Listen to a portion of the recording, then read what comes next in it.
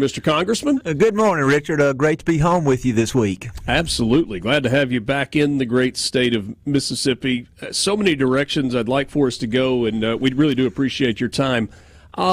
Washington, D.C. is an interesting town. And people, it's an understatement. I think that's a good way to describe it. People talking like there's the local rumor mill, and sometimes the D.C., the way information gets around is a little bit different than the way it gets around in the rest of the country. I was talking with someone who works in D.C. yesterday, and there seems to be a calmness and a confidence on the Republican side of things that not only is Donald Trump going to win this election, but that there is a very legitimate chance that the GOP at the very least wins the Senate, but perhaps a majority in the House as well. I think some of that can be optimism, and some of that can be misconstrued. But can you tell us a little bit more about what the feeling is in D.C. as you talk with your colleagues, as you hear from lobbyists, other people that work on the Hill? Yeah, I'd be happy to. And first of all, I do share that optimism, and just want to kind of give our listeners here today a kind of a snapshot of where we are 3 weeks out from the election. And I think starting with the United States Senate, I think that is the easiest of the three bodies that we mentioned: the House of Representatives, the Senate, and then the election of our commander-in-chief. If you look at the United States Senate, for Republicans to regain the majority in the Senate, they need a net pickup of 2 seats. And there is a lot of polling that is available that we have been able to sift through. And I will tell you that from what I'm hearing on the ground, the polling that I'm seeing, the people that I'm talking to, I am confident that Republicans will pick up, in my opinion, 3 seats. We will win West Virginia, which will be an easy pickup for Republicans. We will win Montana, and those 2 seats alone will give us a 51-49 seat majority. But I also feel good that we'll win either the state of Ohio or the state of Wisconsin. Both of those, the polling in those states has narrowed pretty dramatically to the point that the Democrats in those 2 states only have a 1-point majority in both Ohio and Wisconsin. I think Trump is going to bring out a great deal of voters. I think there's a great deal of enthusiasm by Republicans to go to the polls to vote to reelect Donald Trump. I think that is going to bring out a huge number of voters and will increase voter turnout on the Republican side. So I'm very optimistic, very confident about the Senate. I think turning to the House of Representatives, the polling is less available in the House of Representatives, but some of those same trends hold true. The voter turnout, voter enthusiasm is going to be high for Republicans. 3 states to watch as we're seeing election returns come in on the 5th that will probably determine which party controls the majority in the House of Representatives are the states of New York, California, and Iowa. Now, I know that New York and California are traditionally blue states, but there are pockets of red in those major Democrat hubs. That there are going to be 7 swing states, and in 6 of those 7 swing states, as we sit here today, 3 weeks out, Donald Trump has the lead. The only state that he currently is trailing right now is in the state of Wisconsin, and those being the 7 swing states, and only by 0.3%. And so this election is going to be razor close. I don't believe we're going to know election night who our president's going to be. I don't believe we're going to know election night what party is going to control the House of Representatives. But I tell you that I feel better about where Republicans sit right now than I have in the last several weeks, and I think that momentum is going to continue to grow through November the 5th. So based on what we saw in 2020, it's reasonable to think that we won't have a decision in Georgia, we won't have a decision in Pennsylvania on the night of the election. So what is the path to Donald Trump? If we are to know an outcome on election day, election night, North Carolina gets done, Ohio gets done, Arizona, Michigan maybe finishes that night, and if you get those 4, it's probably enough. Yeah, if those 4, if we can determine the winner of those 4 states, and if all those states are in Donald Trump's category, I think that he could be declared the winner late the night on the 5th or early the morning of the 6th. Okay. If not, I think we're going to see that there's going to be some time. I think with the recent storms we saw in North Carolina and Georgia, that is going to complement or complicate matters somewhat because Sure. I think you're going to have more people than traditionally would vote absentee. They're going to be voting absentee because of the storm and the damage to their homes. So those states, I think, will be later coming in than what we've seen traditionally. But it would not surprise me that we don't have a clear winner when we all go to bed sometime late on the night of the 5th, early on the morning of the 6th. Visiting with Congressman Michael Guest. Got a couple of minutes till the break. He's going to hang with us for a little while longer. I don't think you'll have time for an entire answer here, but I had a preacher years ago. He's actually the minister that married my wife and me. And in all of his sermons, he would go through what he was talking to, and then it's like, okay, how does a preacher wrap up his sermon? How does he conclude? And his thing was, so what, now what? In this election cycle, we're in the so what phase right now, right? I mean, you've got to get the votes. There is a hope that those majorities in both chambers of Congress exist for the Republicans and that Donald Trump is the winner. But my real interest is in the now what. If that happens, if there is a majority in both the House and the Senate, if there is a Republican president, what happens then? Because Republicans in recent years, I mean, you've seen it firsthand, don't always get along with themselves and sometimes kind of step on their own feet in terms of legislation and getting things done and capitalizing on momentum and sometimes even growing that momentum. Well, first of all, if we control the White House, the House and the Senate, we'll be able to use legislative vehicles such as the reconciliation process, something that we can use that would allow us to avoid the filibuster in the Senate, that would allow us to prioritize spending, that would allow us to address the expiration of the Trump tax cuts that are coming. And then the president is going to be able to do so much by the use of executive order. And I know we've got a break, but happy to kind of expound on that, Richard, when we come back. It's still a relative. I mean, executive order has been around for a long time, but it's a tool that has been used far more in the last 20 years or so than maybe the previous 200 years. We're going to continue our conversation with Congressman Michael Guest, represents the 3rd District of Mississippi. What does it look like if Republicans sweep? And then also some issues that are facing us directly here in Mississippi. Our conversation with Congressman Michael Guest. This is the Gallo Radio Show on Super Talk Mississippi. We're glad to be with you on this Tuesday morning, just 3 weeks from Election Day. We'll try to pick up where we left off before the break. We were talking about executive order and governing. I should amend what I said just a little bit as we were going to the break about the number of executive orders that have been used.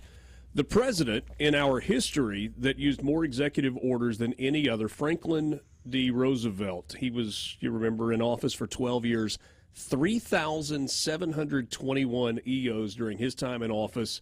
Obviously, there was a lot going on during that time in office. It was an average of 307 per year.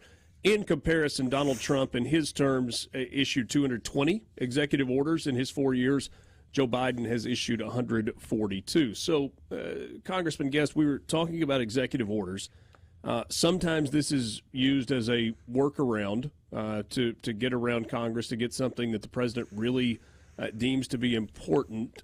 Sometimes there are other reasons. Talk to us a little bit about executive orders, the role that plays, and the importance of them for a president. Yeah, the executive order process allows the president the latitude to instruct government agencies that within the administrative branch on how to carry out certain policies. One particular that was very successful that when President Trump was in office is President Trump instituted the Remain in Mexico policy, in which he ordered the Department of Homeland Security that when immigrants were coming into the country, that before those immigrants were allowed to enter the country, that they had to remain in Mexico until there was at least a base level level adjudication of their asylum claims. And so if you remember, we did have, when President Trump was in office, we did have for several months a run of immigrants along our southern border. Donald Trump got together with his team. They came up with the Remain in Mexico policy, again, which did not allow immigrants to immediately enter the country, but there was a process that they had to go through before they could enter. And that process cut the number of immigrants coming into the country dramatically. Probably the most successful policy that I've seen, at least during my 6 years in Congress. The fact that just almost overnight, Richard, we were able to cut those numbers to a very manageable amount. And so Trump was able to do that without going through Congress.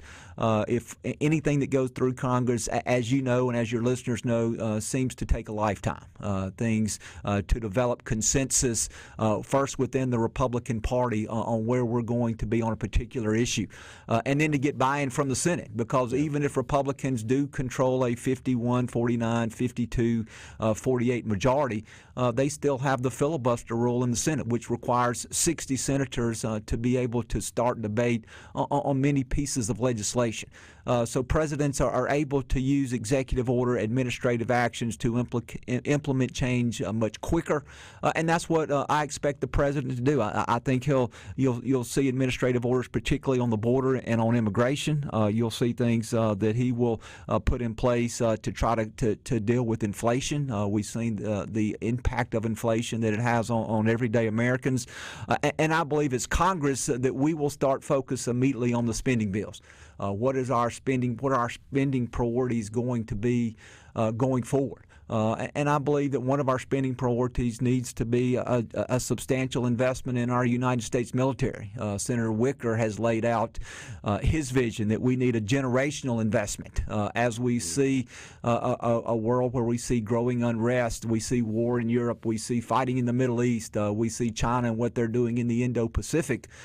We need to make sure that we have the best trained, best equipped military in the world to fight not only one conflict but multiple conflicts simultaneously, and that's going to require substantial federal buy-in. And so those would be areas where I would think very early, day one, the swearing in of the new Congress, that we would start focusing. And I'll tell you that Republicans, particularly Speaker Johnson, they are preparing for a scenario where Republicans control the House, the Senate, and the White House, and going to look to see that we can move as much legislation as possible within those first 100 days. Visiting with Congressman Michael Guest, represents Mississippi's 3rd District. I mean, you know, just like everybody that's listening, life is expensive right now. It's expensive to go to the grocery store. It's expensive to get gas. It's expensive to go on vacation. I would say government is expensive as well, right? I mean, it's expensive to be a global superpower and to do what you're saying in terms of, okay, if you're going to make a generational investment into the military, that's a really, really expensive proposition. The difference, I think, that a lot of people, and maybe a frustration that a lot of people have, is that if life gets too expensive for me at home, I have to figure out a way to budget and make the money that I have last. And if I spend more than I've got, then the bank's going to call, or bankruptcy becomes a thing. The United States federal government doesn't seem to operate that way, and frankly, that's whether there's a Democrat or a Republican in the White House. Is there an appetite in Congress to say, we actually are going to get the spending under control? We are going to make some cuts. We're going to use the most difficult word in the English language, no, more than we have used it in the past? The short answer is yes. We understand that that's the easiest word in the English language. Yeah. The short answer is yes. That we understand that there is a spending problem. $35.5 trillion in debt. We didn't hit $1 trillion in debt, Richard, until Ronald Reagan was president. And so when Reagan was president, which I still remember in the 80s, that's when we hit that first $1 trillion in national debt. Since that time, we've added $34.5 trillion.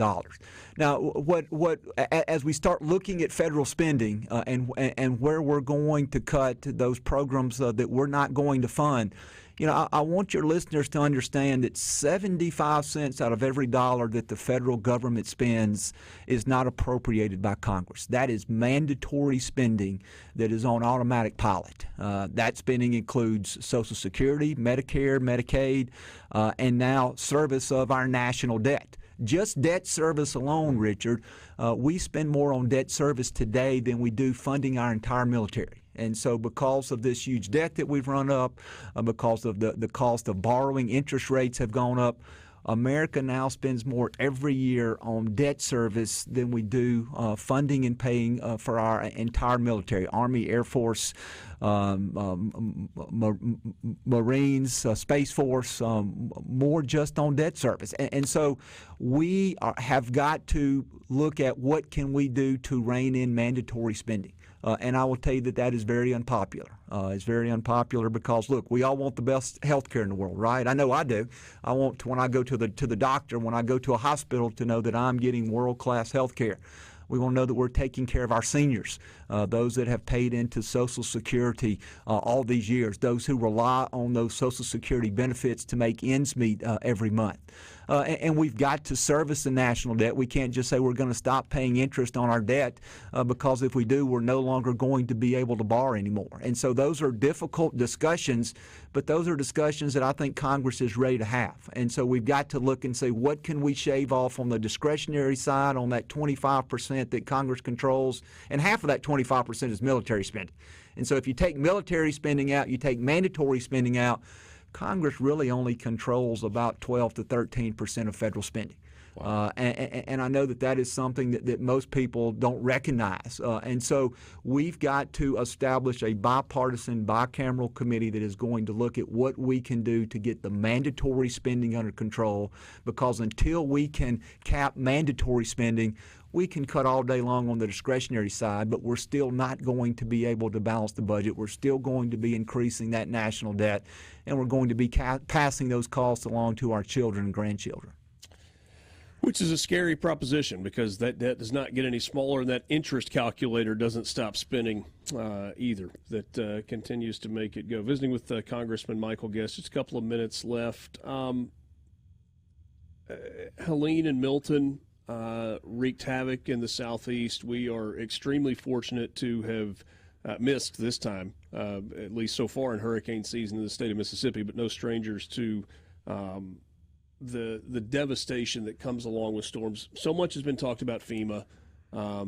Is the funding there that they need? Is Congress going to authorize what is necessary to help Florida, Western North Carolina, South Carolina, Northern Georgia, Eastern Tennessee? And was the response good enough? And can all of those be true? Like, maybe the response wasn't good enough, and yet they're still kind of doing their job? I will tell you that coming out of the chute, the response was not adequate. Okay. I will tell you that FEMA was caught off guard, particularly much of the flooding that we saw inland. I think FEMA was prepared as Helene was coming into Florida, that knowing that they were going to have to respond there to that curve, that bend there in Florida, and they were prepared to do that. But they did not foresee the flooding that we're going to have, the damage in North Carolina, in Tennessee, and Georgia, and they did a very poor job of responding to that. Now, as far as funding, they have the funding to meet the immediate needs. Will there have to be some sort of disaster supplemental to look at the long-term cost to repair many of these areas that were so badly damaged? The answer to that is yes. I've heard that damage estimates may run up to $100 billion. So just as we talk about federal spending and the need to be good stewards of the taxpayer money, we also know that we must help Americans in their time of need. Congressman Guest, thank you for your time. Always enjoy the conversations. Thank you, Richard. I appreciate you.